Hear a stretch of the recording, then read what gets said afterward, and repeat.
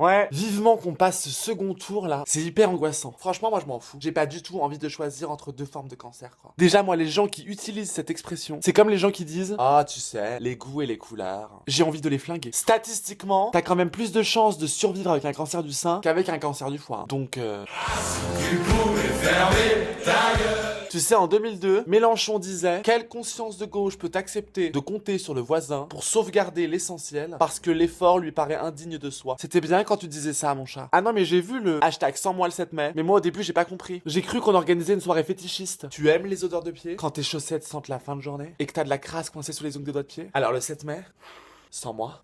Et en fait, pas du tout. C'est pour les gens qui refusent de continuer à voter pour faire barrage. C'est un peu comme dans Le Roi Lion, quand Simba décide de quitter la Terre des Lions en mode Hakuna Matata. ça sert à rien de fuir le problème, mon chat. Finalement, ça te revient toujours dans la gueule. Le mec, 5 ans après, il revient. Bah, c'est quand même chaud niveau confort de vie dans la savane, hein. Alors que peut-être que s'il avait choisi de rester, ça aurait sûrement été un peu compliqué au début, mais ils en seraient peut-être pas arrivés là. Ah, mais je comprends, hein. J'aimerais beaucoup qu'on puisse arriver à un autre système. Mais je me demande dans quelle mesure il sera pas plus compliqué de continuer à lutter contre un dirigeant d'extrême droite, coucou, plutôt que contre un président, banquier / arriviste. Ah non, Cécile, c'est encore pire. La meuf se fait engrainer comme jamais, son mec lui a sorti. En même temps, le Front National, on n'a jamais essayé. Ouais, enfin, moi, a priori, j'ai jamais goûté mon caca. C'est pas pour ça que je pense que c'est une bonne idée pour autant, hein. Mais en fait, c'est vachement bon.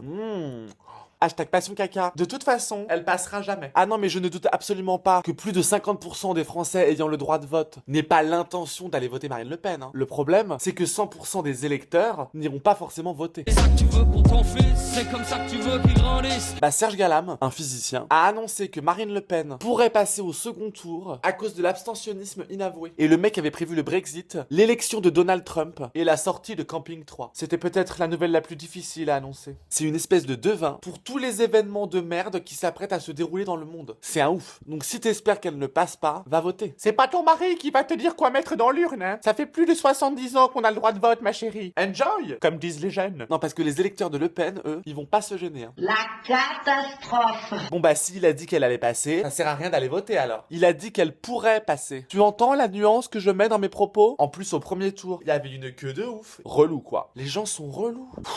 Non mais on se rend pas compte, il y a un nombre de gens qui vont aller voter Le Pen, c'est une ambiance. Ah bah entre 23 et 33% des électeurs de Fillon, et entre 9 et 12% des électeurs de Mélenchon. Même la Manif pour tous a appelé à voter contre Macron. Coucou, c'est Ludo. Ludovine de la Rochère a dit qu'elle Privilégiait l'humain plutôt que les banques. donc toi quand tu penses à l'humain, tu favorises le Front National. Non mais c'est parfait, hein. Où va le monde?